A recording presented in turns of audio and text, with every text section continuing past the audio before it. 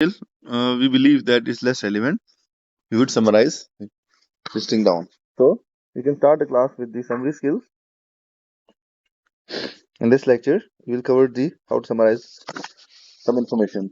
First of all, you would apply the filter of selection. Like before the summary, you would have an idea that what things are relevant and what things are irrelevant, maybe, and what things are semi-relevant. So you have to focus on relevant history only right now in the summary skills. For the sake of example, first we should start with the relevant history. So in the relevant history, there might be two set of the history. The first one is less relevant, and second one is more relevant. So let's reinterpret the thing. What we mean by the less relevant, let's say starting from the referral letter, if we have multiple visits from, like say, 3 and 4, now we have we can say mild symptom in this letter, in this point, and we have the severe symptom over here, right? So as a matter of fact, in this referral letter, if this is a progression of disease, like the same problem is worsening, for example, starting from mild chest pain, in the first 3 visits, if the patient was having mild chest pain, and now in this visit we have a severe chest pain. So at this law, we can see that now the mild chest pain is your less relevant, right? No, mild chest pain is your less relevant. So what you will do, you would summarize the less relevant detail, right? Similarly, the severe symptom is more relevant. You have to expand. So the challenge that you will face, for example, let's say in a bird eye view, now this is your something, a lot of information, like first visit, second visit, third visit. So the challenge should be that you have to summarize. As you can see, the density of this information, like there are a lot of information in this part, and you have to summarize. So what skills is being required, that we'll discuss in a while. Similarly, if this is today visit or the most active visit, you can see that we have lot less information. The challenge will be that you have to expand. So what are the skills that we do require in expansion? We'll discuss in a while. So this is the concept of referral letter. Let's discuss the concept of discharge as well, so that when we will explain this thing in detail, it would be easy for you to understand.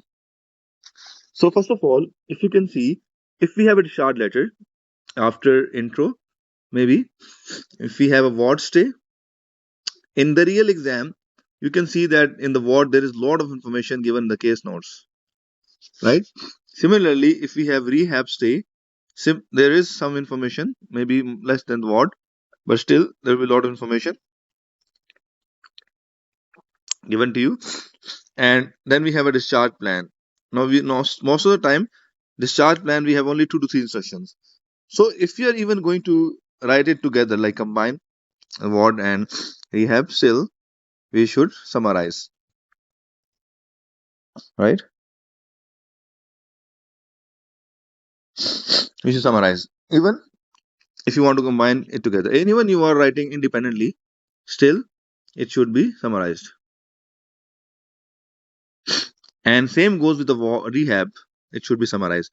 But in comparison to ward history, rehab might be written like you can say much more in expansion as compared to ward. But more important thing is to understand specifically for the rehab management. Sometimes we have rehab, sometimes we have nursing management. Whatever therapies you have performed in the nursing management or the rehab, if this rehab techniques, let's say physio sessions, are still continue in the discharge plan, then we can see that we might write it together. No need to mention separately. If the thing that has been done in the rehab, uh, in the same intensity, we are continuing this thing, or maybe in nursing management, the medication or something like that, the hospital progression, in the same intensity, we are performing in the hospital. Then you have to, what we can say, like write rehab along with the discharge plan. Anyhow, so for the skills that we require, skills that are being required to summarize the letter. First of So, all, sir, conciseness and you anyhow, for the conciseness, as you're saying, we need the language part. So, first of all, in the language part, like which tense is more preferred. So, in order to write a summary, we must have mastery in perfect tense, maybe in past and in present, both. So, whatever information, either you're writing a letter of referral, discharge, or any other type of letter, whenever you have to summarize some information, so you need to do one thing, that you have to use either past perfect or perfect continuous, or either present perfect or perfect continuous. This will be depend upon the case, as per the case dependent. This is one skills. Second is the sentences. As you can see in the summary skill, we need either compound sentence or either complex sentence most oftenly. We'll discuss how actually. So we have to understand these are few basic skills to summarize your information. Number one. Number second thing is beforehand, before you can start working on summary, a good selection of case notes. If you have an appropriate selection, right? Number one, if there is no repetition. Number two, like we can write some things maybe in one go rather than repeating it time and again, right? Summarize the less important details, such as there are some management, such as we can say we have given paracetamol and so on, or we can use the words like conservative treatment or symptomatic treatment if it is conservative or symptomatic. So you can see that we have to summarize. If we have the assessment or diagnosis made, let's say in the first visit, we patient visited with something, and you have treated on the line of, let's say, tonsillitis. He again presented with the worsening of symptom and so on. So rather than writing symptoms over here, you can just start it the letter. You can start this letter with this one. Initially, despite he was treated conservatively on the line of tonsillitis, let's say like that. Similarly, in the discharge letter, when the patient was admitted in the hospital, or maybe either in the ward or after, so we have some symptoms written in the letter. In reference to discharge, these symptoms are not important, so we will summarize them down, right? So these are few examples. As you can see, this class we already discussed, but let's say to discuss in reference to summary, I just gave you I will just give you a quick review. We are writing to the evidence chart. The problem is AMI or APO, like cardiac issue or pulmonary issue. Now we can start from top to bottom. Now we can see that these are three visits that we will summarize now in quickly. We have mild chest pain. We have chest pain, the same chest pain. Now we have severe chest pain. So this intensity of mild chest pain can be summarized. Similarly, we are having asthma. We can show the worsening of asthma in these visits. We can summarize them down. Like smoker, drinker, and everything can be seen. Ischemic heart disease was positive, ECG was normal. Okay, so we can just summarize this information in a very quick manner in reference to the summary skill. You can write in 3 lines. Let's say I will quick review for you before we can make a summary for your better understanding. As we already discussed about the mild chest pain in these three visits, we have discussed about, you can say, asthma as well, the worsening of asthma symptom.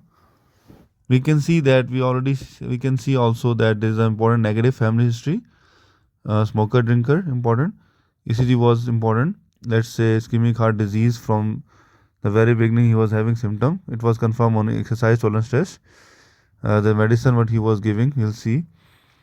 And then you can see that how can we summarize them down. So we can use over a period of maybe these are 3 weeks, or a period of let's say 1 month or whatever time. He had visited us thrice with mild chest pain.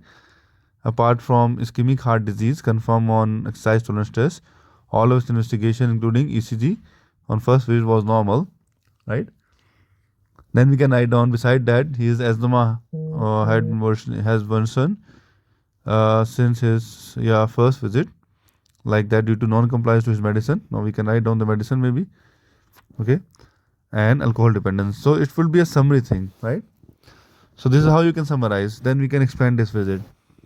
The letter, as I discussed earlier with you, the summary scale. Now, this is a discharge plan of one letter.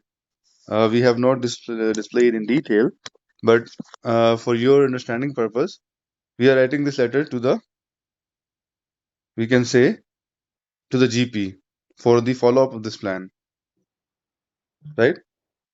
Letter to the GP for the follow up of this plan. So now you can see that this is the most important information in the letter. You can see it's very less information as compared to the other information that we can see, a different task.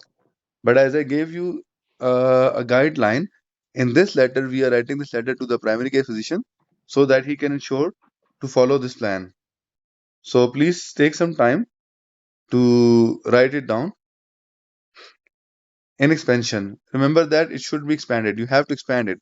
Do not add something from your own knowledge, but using the same guideline, expand it. Okay. When you are expanding the case notes, in that case, as I mentioned, that you have to write it separately.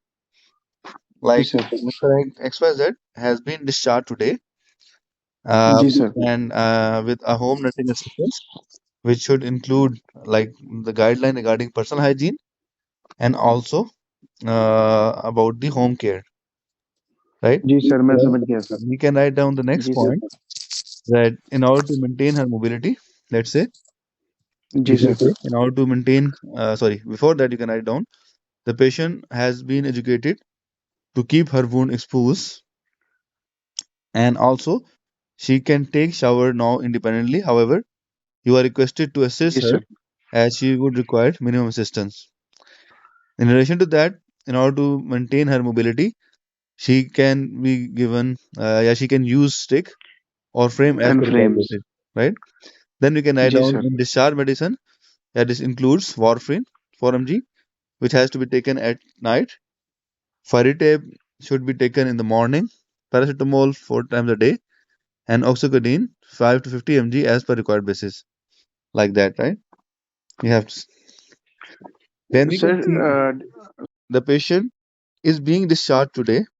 Now, it would be more polite if you can add this language. He would therefore require home nursing assistance, to take care of his personal hygiene, and also you can add on also to provide him a good home care. Please ensure you can guideline, so we can write it down as a guideline, right? You can write it down as a guideline. Let's say, uh, please ensure that the patient has to explore her wound, okay, let's say, and she can take shower now independently, just with she might need your minimum assistance. Then start new sentence. She can walk independently with the help of stick or frame as per need basis.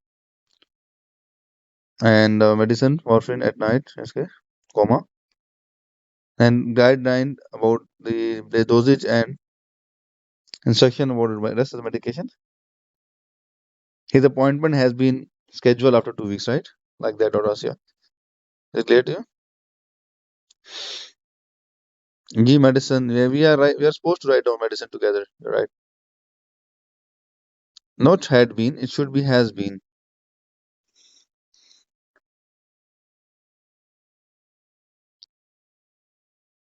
Hmm. Sir has been me yes sir Not had. It's still in the present tense. She has been asked to keep her wound clean. If you're writing in this approach, she would, in case she need, whenever she has to walk, it is better that she should take walk or she should take stick or frame as per need basis. Again, the grammatical mistake. I mentioned the medicines. Important to mention medicine with a home nursing assistance, and she has been instructed to keep her wound. expose. And in at the time of, it is important to mention that she can take shower now independently, however, with minimum resistance is being required by you. Then separately we can write new sentence. Put double dot colon. Once at night, not in the night, at night. In the morning, that is fine.